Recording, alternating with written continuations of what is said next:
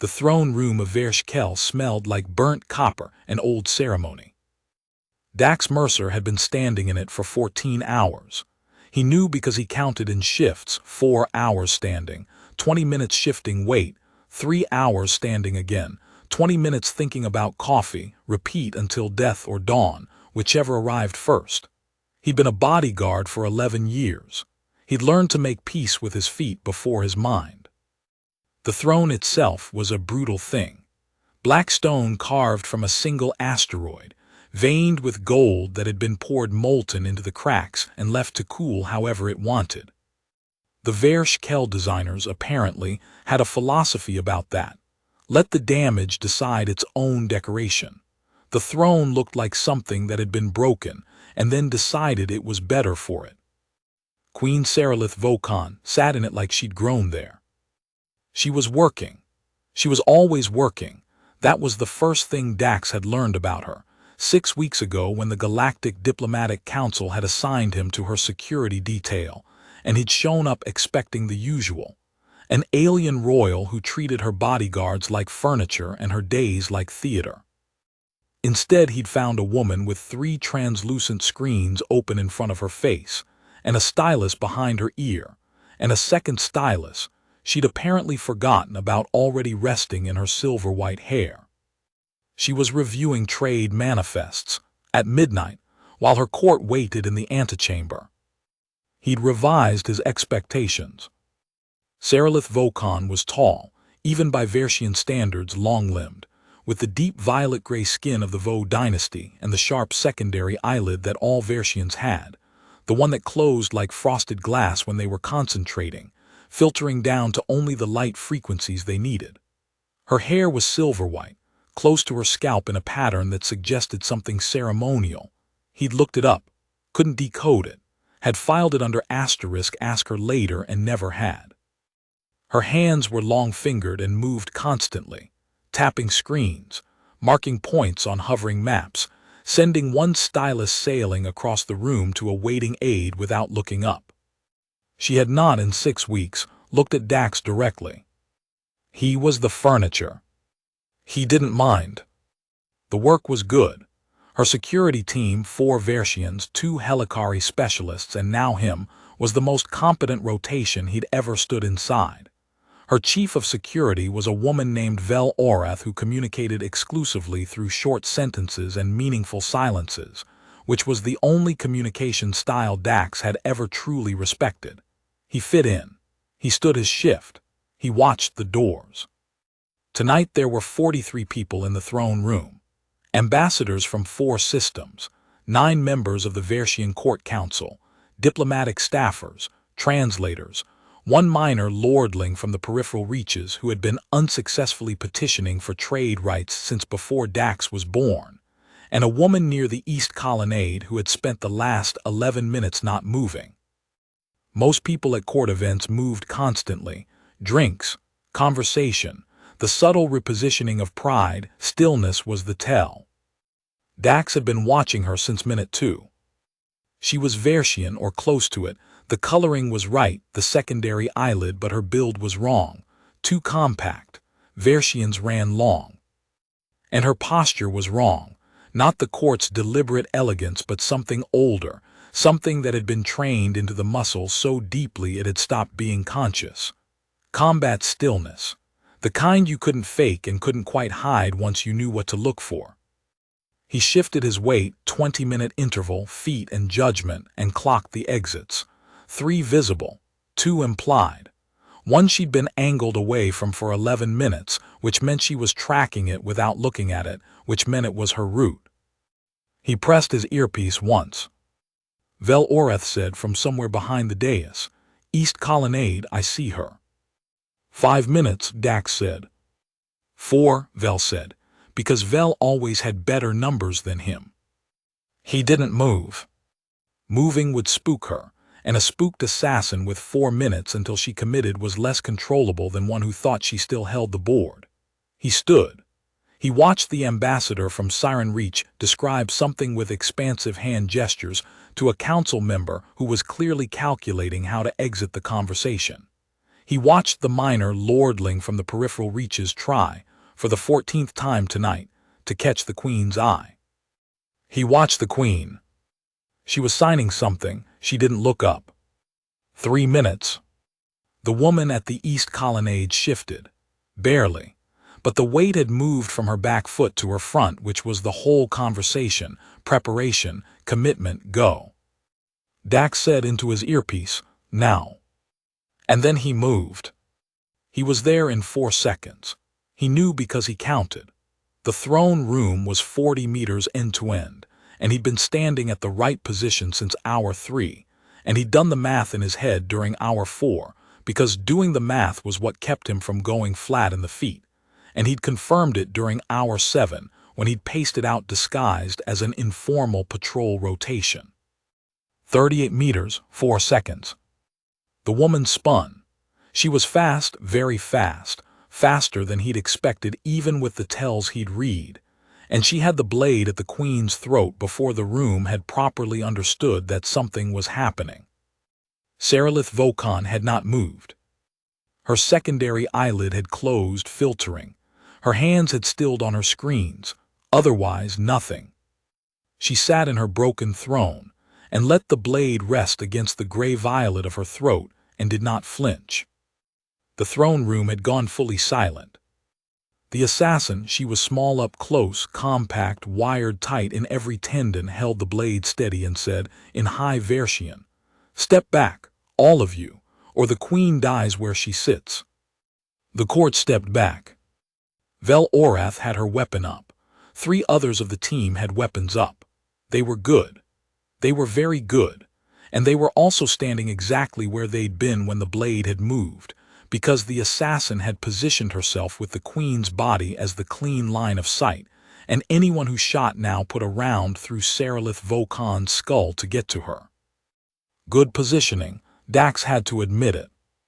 He was 4 meters back, and to the left and slightly behind the throne's left wing, which was where he'd been standing since hour 3. Not in the clean line of sight. Slightly behind the wing's carved edge, which gave him a lane. He looked at the blade.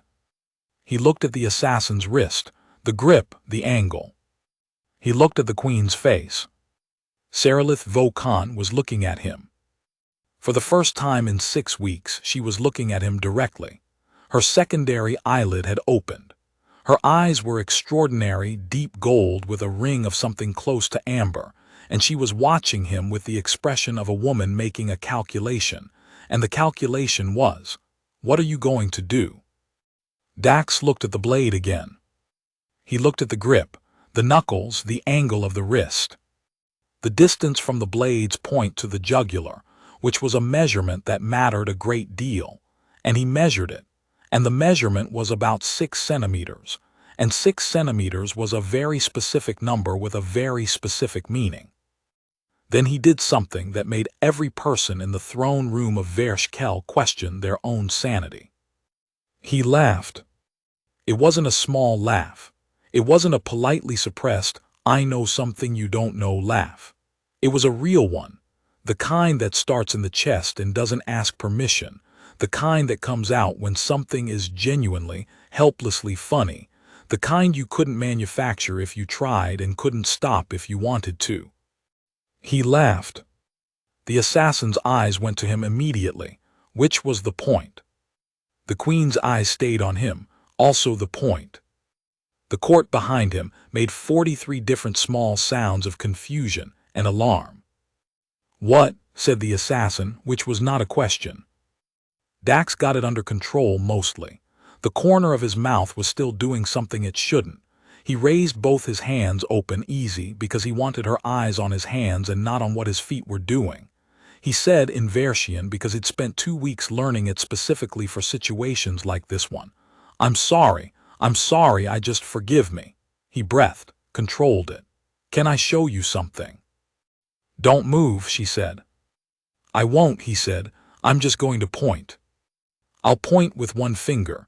You keep the rest of your attention on my colleague with the weapon at 10 o'clock who is very good at her job and will absolutely make the shot if you look away long enough. I'm just going to point at your hand." She didn't move the blade. He pointed one finger, his index finger aimed at her grip. "Your middle knuckle," he said. "The one on your right hand, look at it." She didn't look at it, but her attention flickered. He felt it, the way you can feel someone's attention shift even without seeing their eyes move. "It's white," he said. "You're gripping too hard, over-gripped, and your wrist, see how it's rotated. You came in at a low angle to get under the secondary laryngeal plate, which was smart. It's the right approach, but you locked your wrist to do it, and now you're about 4 degrees off center." He paused. 6 centimeters from the jugular. "You know what I mean when I say 6 centimeters. Silence. "She's not going to die," he said. "Not from that position. Not unless you unlock the wrist and reset the angle, and if you try to do that, my colleague at 10 o'clock makes the shot." He let his hand drop. "I'm not telling you this to be cruel. I'm telling you because whoever hired you told you this would work, and it won't. And that's funny to me professionally because I've seen this approach 7 times in 11 years and it worked 6 times out of 7. The one time it didn't work, the bodyguard they didn't account for had done his geometry." The assassin stared at him. The blade had not moved, but her knuckle was still white. "I've seen you for 11 minutes, Dax said. "You picked your route well, you picked your timing well. The stillness is excellent, genuinely. Most people burn out of it after 4 minutes. You held 11, that's not easy. Your intel on the security rotation was good, almost complete. They didn't tell you about me." "The human," she said. "The human," he agreed. "The furniture, easy to miss." He tilted his head. "Put it down," he said. "Not because you're beat, you're not. The position is actually still interesting and Vel is annoyed, which means something. But because whoever gave you the brief lied to you about the kill shot, and that means they don't care if you get out of this room, and you deserve to know that before you make your final decision." Something moved behind the assassin's eyes. Dax said nothing else. He was good at saying nothing else. 11 years had taught him the specific weight of silence that came after the last true thing had been said, and how to let it do its work. The blade came down. The next 4 minutes were controlled chaos. Vel's team had the assassin in restraints before she'd fully lowered the weapon, and the court had erupted, and 3 ambassadors were demanding evacuation, and the minor lordling from the peripheral reaches had, inexplicably, fainted, and through all of it, Sarilith Vokon sat in her broken throne and watched Dax. He was doing his job, sweeping the room, checking the exits. The adrenaline was in his blood, but he ran on something quieter than adrenaline, had been since about year 4 of this work, when he'd learned that adrenaline was a passenger and stillness was the driver. He moved through the chaos methodically. He was next to the east colonnade, checking the hidden exit route, when he heard her voice. "Mercer." He turned. She was standing. She'd come down from the dais, not gliding, not processing, just walking, the direct path across the throne room floor, the way someone walks when they're finished performing. She stopped 3 meters from him. 6 weeks, his name for the first time. "Your Majesty," he said. 6 centimeters, she said. "Yes, Majesty." "You measured it." "During hour 3. I wanted to know the clearance on each approach vector in case someone made the attempt." He paused. "The blade approach was always the most likely. It's quiet and it's fast and it requires less coordination than a ranged attack in a closed space. So I measured." She looked at him the way she'd looked at those trade manifests, like he was a problem she was calibrating. Like the screen had come up with numbers she hadn't expected, and she was deciding what they meant. "During hour 3, she said. "You have been here for 6 weeks." "Yes, Majesty." "You measured the approach vectors." "In the first 3 hours of each new venue. It's procedural for me." "This is not procedure in the Diplomatic Council's Bodyguard protocol," she said. It wasn't a question. She'd read the protocol. Of course she'd read the protocol. "No," he said, "it's mine." She was quiet for a moment. The chaos was still happening around them. Vel had the situation in hand, which meant it was handled, which meant Dax could stand here in front of the Queen and not be the most urgent thing in the room. "You laughed," she said. "Yes, Majesty." "At the blade at my throat." "At the grip angle," he said. "Not at you. I want to be clear about that. I was not laughing at a blade at your throat. I was laughing at a grip angle that told me the blade at your throat was not actually the danger it appeared to be, and I have a professional appreciation for geometry that sometimes expresses itself poorly." Her secondary eyelid shifted, that frosted glass slide, closing and then opening again. He'd learned, in 6 weeks, that it happened when she was processing something she found unexpected. It was the closest thing she had to a blink of surprise. "You told her," Saralith said, "the assassin, that her brief was wrong, that she'd been given a kill shot that would fail." "Yes, Majesty." "Why?" Dax considered. "Because she didn't know. Someone set her up with bad information and pointed her at a situation she couldn't win and didn't tell her.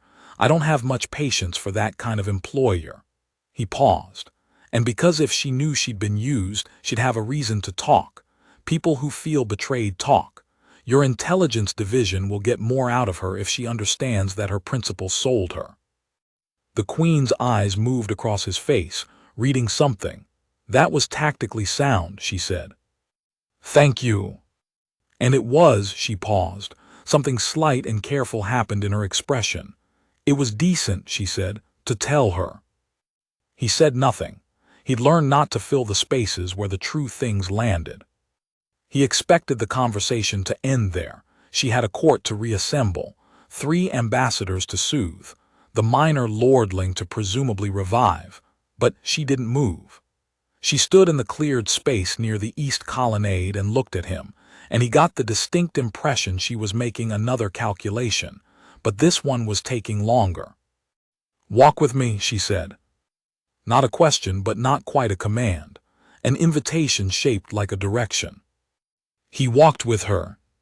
She led him out of the throne room through the narrow service corridor that ran behind the dais, the one he'd mapped in Hour 4. She knew he'd mapped it. He could tell by the slight angle of her head when they entered it, the way someone checks whether another person knows a path without asking them. He knew the path. She registered that. The corridor opened into a small antechamber, not ceremonial, working, the kind of room that existed to give staff somewhere to be when they weren't visible. There was a low table, 2 utilitarian chairs, a window that looked out onto the open transit dock 60 meters below. Vershkel at night. 3 orbital platforms lit against the dark, cargo haulers running their patient loops, the distant shimmer of a relay buoy doing its single purpose forever. She sat. She gestured to the other chair. Dax sat, which felt strange. He spent most of his working life standing. "You've been with my detail for 6 weeks, she said. "You were assigned by the council." "Yes, Majesty." "What did they tell you about me?" "Your security requirements and protocol preferences, movement patterns, threat assessment, previous incidents." He paused. "And that you were..." He stopped. She waited. "Difficult," he said, "to work with by human standards." "Meaning?" "Meaning you don't involve your security team in your thinking. You change your schedule without notification. You routinely stay in venues longer than your scheduled window. You've dismissed 3 bodyguards in 4 years for excessive consultation, and you read their dossiers and then act like you haven't, which the previous guards found unsettling." He met her eyes. "I found it reassuring. You're doing your own threat assessment. You just don't share it." Something moved behind her eyes. Not the frosted eyelids, something else. Something that might have been amusement if she'd let it all the way out. "You are not unsettled," she said. "No, Majesty." "You've been standing in my throne room for 14 hours, and you counted the geometry of every attack vector in Hour 3, and you laughed at a blade at my throat," she said. "What precisely does unsettle you?" He thought about it honestly. "Bad information," he said. "When I don't know what I don't know, That's the only thing that's ever actually scared me in this work." She was quiet. Outside, one of the orbital platform lights blinked its slow rhythm. "The assassin's employer," she said. "You think she'll give him up?" "I think Vel Oreth will have a name by morning. Yes, Majesty." "Vel is very good. Best I've worked with," he said, "in 11 years. You'll tell her that." "I tell her regularly. She responds by telling me to do my geometry, which I take as affection." The secondary eyelid moved again, filtered, opened. "You are," she said carefully, "not what the council described." "Probably not. They said you were steady." "I am steady." "They said you were competent." "I try to be." "They said," she said, "that you were the best bodyguard they had available, and also that no one on the council could stand working with you because you refused to attend diplomatic functions voluntarily. You've submitted written objections to 6 security protocol meetings, and you once told the head of the council's security division that his threat matrix was, quote, optimized for optics rather than outcomes, and then provided a 14-page supplemental document proving it. Dax felt the familiar warmth of that particular professional memory. "He implemented 8 of the 14 pages, he said. "I thought that was a reasonable outcome." "He hated you." "He still does. He was very clear about that in our last communication." She looked at him, just looked. The calculation was still running, he could see it, the Queen's version of our 3 geometry, but she was measuring something different from approach vectors. He sat in the utilitarian chair and let her measure. "You didn't tell me your name," she said, "in 6 weeks. You didn't ask, Majesty, and you'd read the file." "Your file says Dax Mercer, 34, 11 years private security following 6 years Federal Defense Force, specialty, threat assessment in high-value diplomatic settings." A pause. "It doesn't say anything about the 14 pages. The council leaves the personality notes out of the files," he said, "as a policy. A diplomatic choice. A deeply diplomatic choice." The corner of her mouth moved, just slightly, less than a centimeter. He noticed it the way he noticed everything in a room, cataloged, filed, assigned significance. He assigned it significant significance. "Dax Mercer," she said. "Majesty."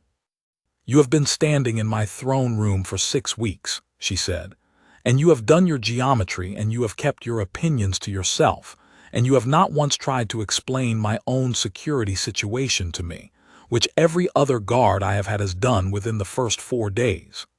She paused. "And tonight you laughed at the worst moment anyone has stood at this throne, and the laugh told me the moment was survivable, and I believed it." He sat with that. "I believed it because you had done the work," she said, "because the number was in your head and the laugh was true. I know the difference between performance and truth. I have sat in that throne for 12 years and I can hear them from across a room." Outside, the cargo haulers ran their loops. Vershkel turned its slow, patient turn. "Your contract with the council is for 90 days, she said. "Yes, Majesty. I'm going to speak to the council about an extension." Dax said nothing for a moment. "Then, I should tell you that the head of the council's security division will object." "I know. He'll object strenuously." "I've overruled strenuously before," she said. She tilted her head, and something in her face was different from the throne room, different from the manifests and the stylus and the aides. Something had come down, the way the outer panels of a shuttle come down after atmospheric entry, the heat shields that do their job and then retract. "Do you object?" "No, Majesty." "Why not?" He thought about it honestly because she'd know if he didn't. "Because the work is interesting," he said. "The threat landscape around you is complex and it's real, and your security team is excellent, and I don't think I've made it worse. And because—" he stopped. "Because," she said. "Because I haven't done the geometry on the next venue yet," he said. "And I'd like to." The corner of her mouth moved again. Farther this time. Not quite a smile, something more restrained than that, but in the same direction.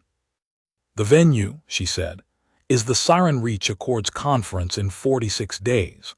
High-security diplomatic summit, 4 heads of state, an extremely complicated threat matrix, and approximately 7 people in the known galaxy who have the read-aloud speed for the briefing documents." "I'd like to be one of them," he said. "I thought you might." She stood clean, direct, the same way she'd walked across the throne room floor. "Get some sleep, Mercer. You've been standing for 14 hours. 15, he said. "You kept me for one." Her secondary eyelid did the frosted glass thing. Filtered, cleared. She turned toward the door. "Your Majesty," he said. She stopped. "The stylus," he said. "The second one, you lost it in your hair in hour 2. I've been waiting to mention it." Silence. She raised one long-fingered hand to her silver-white hair and found it. She looked at it. She looked at him. 15 hours, she said. "Yes, Majesty." She left. Vel Oreth had the name by morning. Not just a name, an organization, a supply chain, 3 subcontractors, and a routing trail that went through 6 transit nodes before it dead-ended at a shell company registered in the outer drift. She delivered the full report in 8 words. Name is Cashin Voreth, former court. Routed through drift. And then turned the document over to the Queen's Intelligence Division and went back to her rotation like none of it had happened. Dax received his copy of the report, read it twice, and thought about the assassin's white knuckle. He'd been right about the employment. She hadn't known the kill shot was wrong. She'd been given the brief and trusted it because her whole career was built on the assumption that good information was how you stayed alive, and someone had deliberately given her bad information and pointed her at a throne room. He wondered if she'd been recruited for that specifically. The approach that almost worked 6 times out of 7. Pick the one venue where it wouldn't, put a warm body in the room, watch the tableau. It made him angry in the low, careful way. The kind of anger that didn't heat up but also didn't cool down, that settled into intention. He wrote it into his supplemental threat assessment, which he submitted to Vel and which Vel read, commented on with a single short sentence, "You think like a court animal. Good," and forwarded to the Queen's intelligence lead. He didn't know if Sarilith read it. He suspected she read everything. The next 6 days were procedural. He did his shifts. He did his geometry. He attended 2 briefings that the Council's Security Division had required, and said nothing during either because they were optimized for optics, and he was still working on the 14th page's worth of supplemental material, and didn't want to oversell it before it was complete. He thought about the corridor, the antechamber, the orbital platform lights through the window. He thought about the corner of her mouth. He was very good at not thinking about the things that were going to be problems. 11 years of standing in rooms had given him a certain proficiency with peripheral containment. You put the thing in the corner of your attention, and you watched it without looking at it. Like a security risk you weren't sure about yet. Like an approach vector you'd measured and weren't ready to act on. He was watching it. On day 2, Vel Oreth found him running a patrol of the throne room exterior at 400. She was doing the same thing. They looked at each other in the way of 2 people who had both showed up to do the same work at the same time without coordinating it, which told each of them everything necessary about the other. "South entrance," she said. "East colonnade," he said, because he'd flagged it in his internal notes and he wanted to know if she had too. She looked at him for exactly 3 seconds, then both. They ran the exterior together. She moved like water, quiet, systematic, the kind of economy of movement that came from years of running high-risk circuits until they were as automatic as breathing. He matched it. Not matching her style because his was different. Her training was Versian Special Corps, his was Federal Defense Force, and the 2 schools had different theories about how to move through space, but matching the principle. Cover, sightlines, priority sequence. At the end of the circuit, She stopped at the East Colonnade's exterior gate and looked at it for a moment. 3 years ago, he said. Not 18 months. I got the timeline wrong in my file note. She looked at him. The attempt, he said. It was 3 years ago, the guard you lost. She said nothing. I recalculated from the Queen's behavior pattern change in the security logs. She started varying her schedule non-predictably after a period of very consistent movement, which is what someone does when they've been close to a loss and want to make the pattern less readable. The change was 3 years ago. Vel Orath looked at the East Colonnade gate. She had a way of looking at things that was not quite looking at them, looking at the thing behind the thing, the memory, or the logic, or the probability. His name was Dorith, she said. He was 26. I'm sorry. He was fast, she said. Faster than I am. The approach came from the colonnade and he moved before I did. She paused. It still came from the colonnade. Not fast enough, Dax said. That's not the same as not fast enough. She looked at him, the 3-second look. No, she said, it's not. They stood in the pre-dawn dark of Versh Kell's exterior gate for a moment, and then she turned and went back inside, and he followed, and neither of them said anything else, which was the correct amount. On day 4, the Council's Security Division sent a representative to conduct what they called a protocol alignment session, which was the kind of phrase that existed specifically to make things that were fundamentally about power feel administrative. The representative's name was Halls. He had the look of someone who had been very good at his job 7 years ago and had since been promoted into a position that required him to be very good at politics instead, and had made the trade. He sat across from Dax in one of the palace's formal meeting rooms and laid out the council's concerns in language designed to sound like cooperation and mean something else. The Queen's security profile requires consistency, Halls said. Consistency requires protocol adherence. Deviations from protocol, however well-intentioned, create gaps in the system that adversarial parties can exploit. The deviation in question, Dax said, was that I was standing 3 meters to the left of my assigned post. Assigned posts exist for coordination reasons. I know why they exist, Dax said. I'm telling you that my assigned post that evening had a shared sightline obstruction with 3 other team members, meaning that if I had stayed at my assigned post, the coverage quadrant I actually used was uncovered. He paused. I noted this in the duty log on arrival. I repositioned. The system functioned. Halls looked at him in the way that meant he'd lost the point, but wasn't going to acknowledge it. The Council is concerned, Halls said, shifting registers, about your communication style with the team lead. Vel Orath. She's filed no complaint, Halls said quickly, which meant he'd asked. But the Council feels that a direct appointment guard developing he chose his word carefully, a collegial relationship with the team lead creates a structural ambiguity about chain of command. The chain of command, Dax said, runs from Vel Orath to me during shifts and from the Queen's direct instruction to both of us at all times. There is no ambiguity. Vel and I are professionals who have determined that we work better when we communicate. Halls put his hands flat on the table in the way of someone assembling themselves. The Council's position, he said, is that extending your contract past the 90-day window would require a formal review process and the approval of the Security Division Director, who hated Dax. This was the point of the meeting. Halls was delivering the message in the language of process. I see, Dax said. Is there anything else? There wasn't. He left the meeting and wrote 3 pages of notes, not a supplemental document, just notes, for himself, about the shape of the opposition.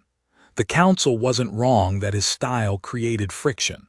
The Council was wrong about whether the friction was worth managing. Those were 2 different questions and Halls had been paid to blur them. He slid the notes under the priority stack and went back to his shift. On day 5, he found her in the antechamber again. Not invited, he'd come to do a late-night walkthrough of the service corridors, and she was there at the low table, 3 screens open, both styluses accounted for. She looked up when he entered and did not look surprised, which meant she'd heard his footsteps in the corridor. "Walk through," he said. "Yes," she said, in a way that meant I know and also you can stay. He did the walkthrough, door checks, the service panel, the window latch, the secondary corridor that branched left. Then he came back in and stood near the window because the window was where he'd learned to stand in this room. She worked. He stood. It was 14 minutes, he counted them. Not because the counting mattered, but because counting was the habit and habits were what kept you functional in the long silences. On minute 9 she said, without looking up, "How did the session with Halls go?" He delivered the council's position on the extension. "Which position?" "That extending the contract requires formal review and the security director's approval." "The security director," she said, in a tone that was very carefully neutral, "believes that I should change my schedule less frequently and accept the standard protection pattern." "He's wrong," Dax said. "I know he's wrong," she said. "I've been managing his wrongness for 4 years." She turned one of her screens, rotating it, reading something at a different angle. "Did Halls mention the chain of command concern?" "Yes, Majesty." "Between you and Vel?" "Yes, Majesty." "And what did you say?" "That there was no ambiguity in the chain of command, and that Vel and I communicated because we were professionals." She looked up from the screen. "Good," she said. It was the same word she'd used for the trade manifests, for the aide who'd correctly flagged a routing error, for the Accord's language she'd spent 3 years building. A single word that carried the whole weight of her assessment. He'd learned in 6 weeks that she didn't hand it out loosely. "The council," she said, "is going to be a problem." "I know. Not an insurmountable one." "No, Majesty." She looked at him. "You're not concerned." "I'm concerned about the right things," he said.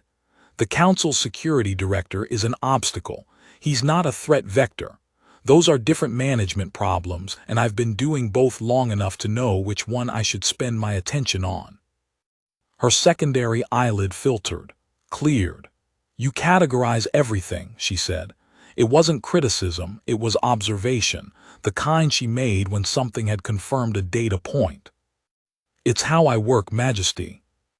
"It's efficient," she said, "and it makes people around you feel slightly unprepared. They come with one problem and you've already sorted it into its component parts and filed them." "Is that," he stopped, started again, "is that a problem for you?"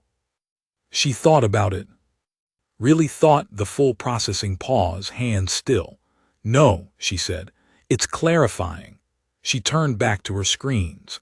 "I spent the first 5 years on the seat managing people who brought me problems they'd already decided were unsolvable.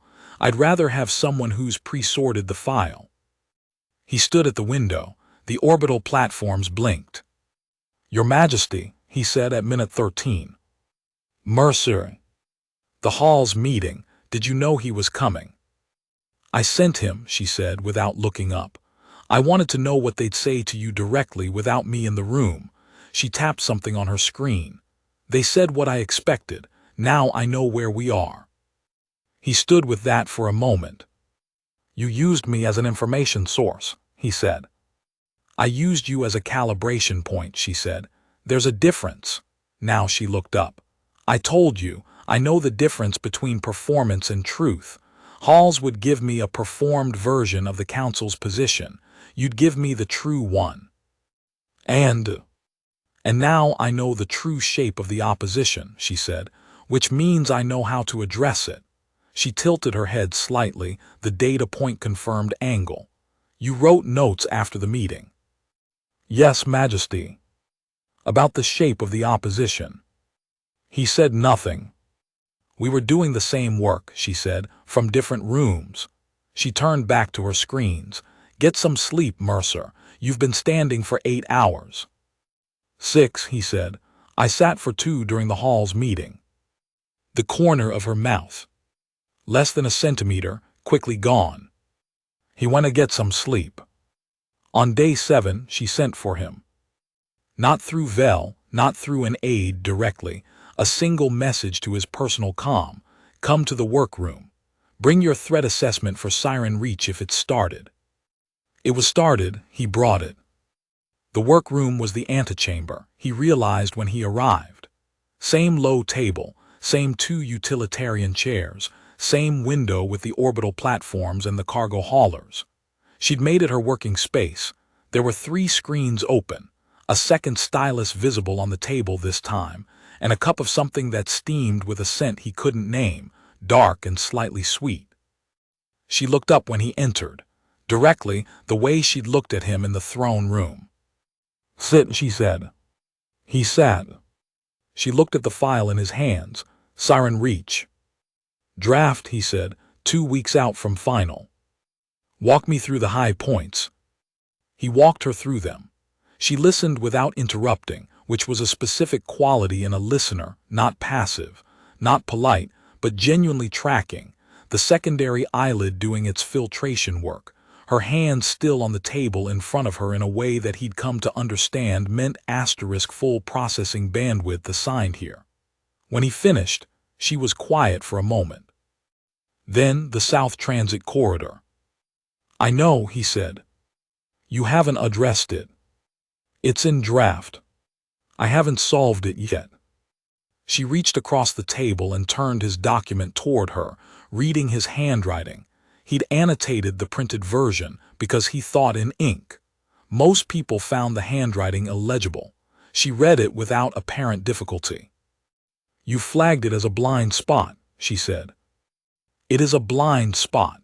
80 meters of corridor with 4 entry points and no clear line of sight from either end. The venue's existing security treats it as a secondary risk because it's not an obvious approach vector. It's an obvious approach vector. Because it's not obvious, she said. Yes, Majesty. She was quiet again. She turned the document back. What do you need to solve it? Floor plans. The real ones, not the public architectural record. There's a service-level variant that the venue staff use, and I believe it shows a monitoring alcove at meter 42 that the public plans omit. If the alcove exists and has a clean sight line, the problem is solvable. I'll have the plans by this evening. Thank you. She reached for the steaming cup. Do you want something? There's, she paused. I don't know what you drink. 6 weeks, the furniture question. Coffee, he said, but I'll survive without. She looked at him. Coffee. Earth import, dark roast.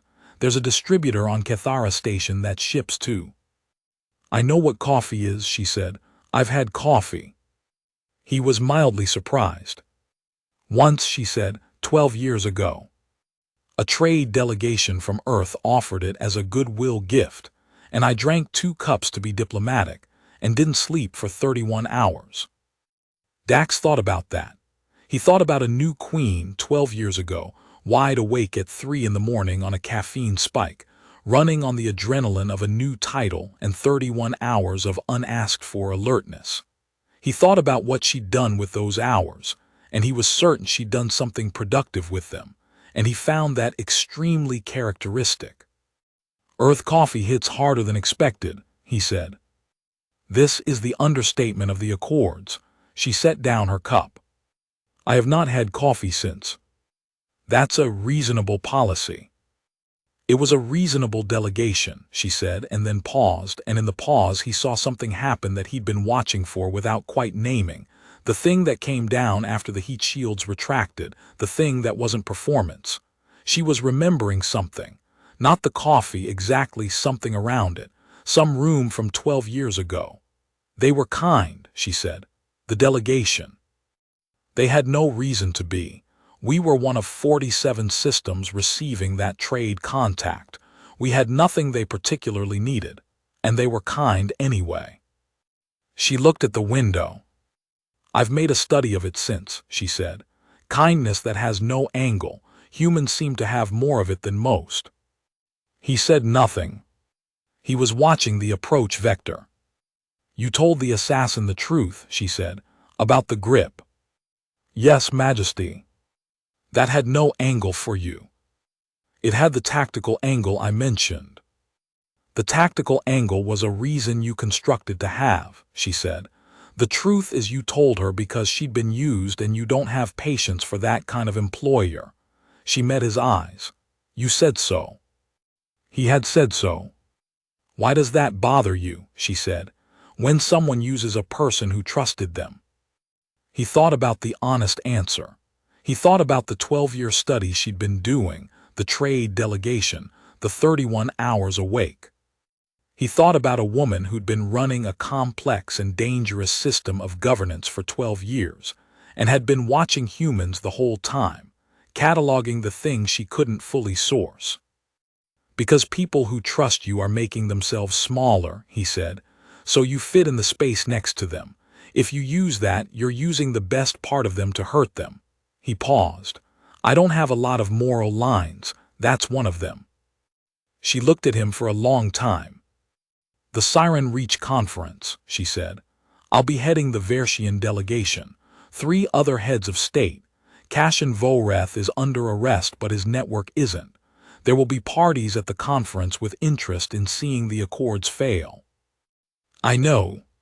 It's in the threat matrix. I want you positioned differently than the Council's protocol, she said. I want you where you'll be most useful, which means close and mobile, not fixed post. The Council's protocol is optimized for optics, he said. The corner of her mouth, farther this time. Yes, she said. I need you positioned for outcomes. I can work with that. The Council will object. The Council always objects, he said. I'll submit supplemental documentation. How many pages? Unknown, at least 14. Her secondary eyelid filtered, cleared. She reached for the steaming cup again and then stopped, reconsidered, set it down, stood and moved to the room's small service panel on the far wall. He watched her open it, scan the contents, and extract a second cup in a sealed container he didn't recognize. She brought them back. She set the cup in front of him. She poured from the container. He looked at the cup, he looked at her, he looked at the cup. It was coffee. Dark, real. The scent of it was extravagant in the utilitarian room, something that cost more per gram than most diplomatic gifts, imported from Earth, poured into a working room cup like it was ordinary. I keep it, she said, sitting down, for the delegation meetings. The Earth diplomatic staff expects it and it costs very little to provide. She picked up her own cup. I don't drink it myself. No, he said. 31 hours. A reasonable policy, she said, echoing him exactly. And he understood that this was a thing she was doing deliberately, a door she was opening in the phrasing, an echo placed with precision by a woman who placed everything with precision. He picked up the cup. He drank the coffee. It was extraordinary. The real thing, old world roast, nothing freeze-dried or transit-degraded about it. He sat in the utilitarian chair in the working room and drank coffee that cost a diplomatic fortune and watched the cargo haulers run their patient loops outside the window. She watched him drink it. Good, she said. Yes, Majesty. I couldn't tell, she said, from the delegation meetings, whether they actually liked it or whether they were being diplomatic. They liked it, he said. We always like it. We just spend a lot of time pretending we can function without it, which is a collective delusion the species maintains for reasons of dignity. Her secondary eyelid moved, filtered open, stayed open. You are, she said, a very strange man. Most of my employers say something similar. I haven't said it as a complaint. He said nothing. He drank the coffee. The orbital platforms blinked outside. Mercer, she said. Majesty. When the Council assigns a bodyguard, she said slowly, like she was working through the architecture of something. They don't assign one who submits 14-page supplemental documents to senior security directors. They don't normally know. They assign one who follows protocol and doesn't create friction in the chain of command. That's their preference, yes. So why did they assign you? He thought about it. Probably because the threat level on your current profile is high enough that someone in the Council's risk division overrode the preference for low-friction personnel and asked for the person who was most likely to keep you alive, even if that person was annoying. Someone in the risk division has good judgment, she said. The risk division always has better judgment than the optics division. That's true everywhere. She was quiet. Then, there was an attempt 18 months ago, before you were assigned. I lost a member of my security team. He'd read it in the file. He didn't say, "I know that would be wrong." He said, "I'm sorry." He was very good, she said. Vel, she stopped, started again. Vel doesn't talk about it. No, he said, she wouldn't. You've noticed. I've noticed that she's watching the East Colonnade in every venue, even when it's not the highest risk vector. It's where the attempt happened 18 months ago or the exit route for it. He paused. I haven't asked her. Don't, Saralith said. She'll tell you when it's useful. I know. She looked at him again with the calibrating expression, and this time he let it settle. Let her run whatever calculation she was running, because 12 years on a throne had earned her the right to read a room carefully, and he had, arguably, had 6 weeks and some geometry, and one very good cup of coffee on her floor that suggested she was willing to let him stay. The extension, she said. I'll speak to the council next week. The head of security will object strenuously, he said again. You mentioned. I enjoy saying it. It's very accurate. Her mouth moved, all the way this time.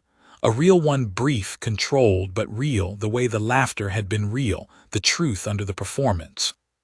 She turned back to the screens, the manifests, the next 15 problems her day had queued for her.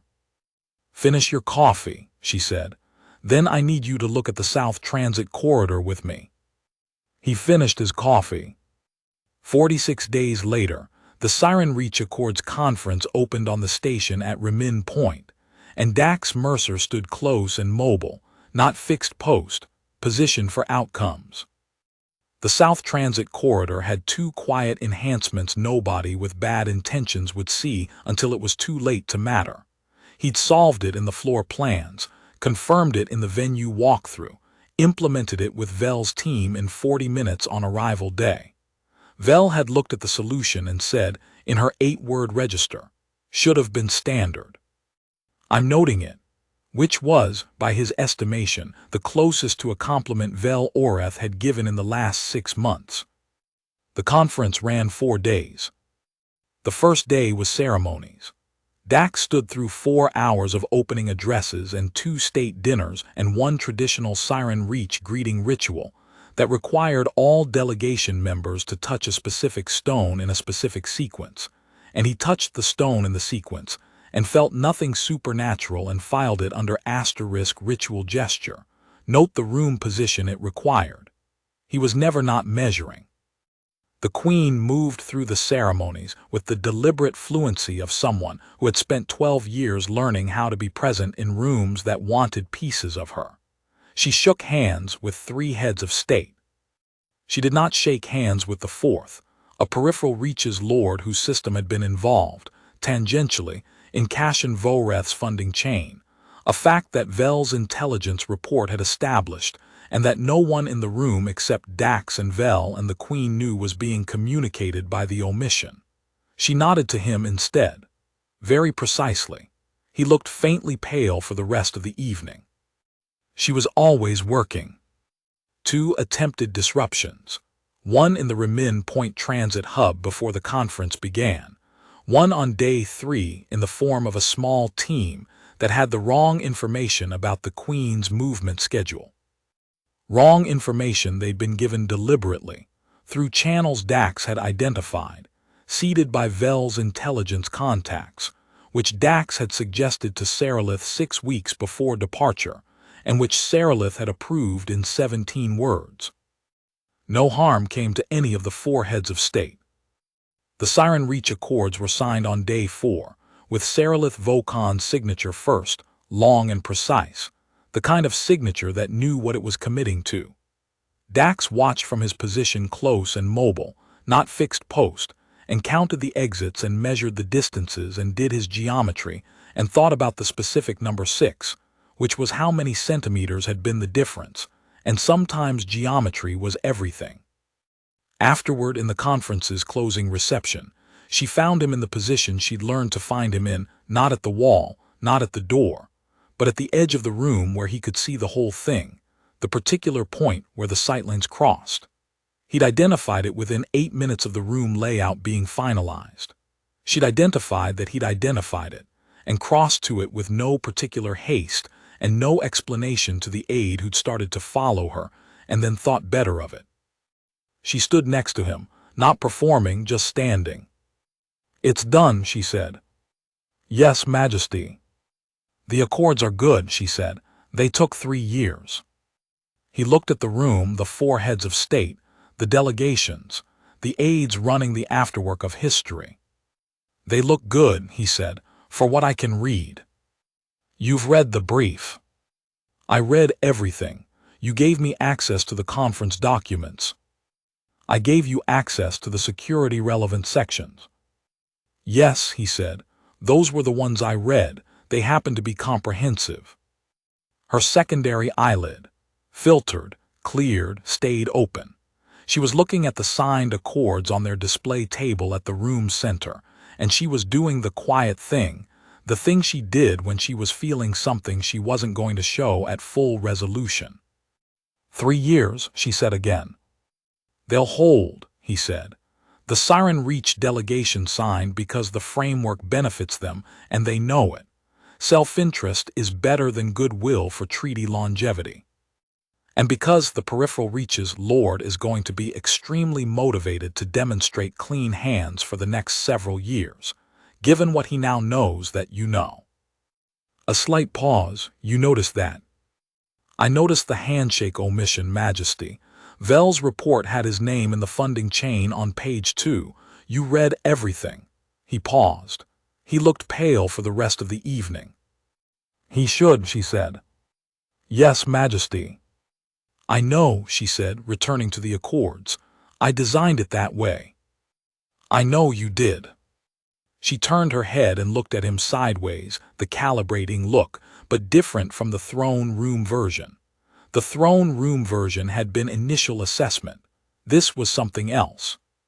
Something that had been running for 60-some days and had arrived at a different kind of number.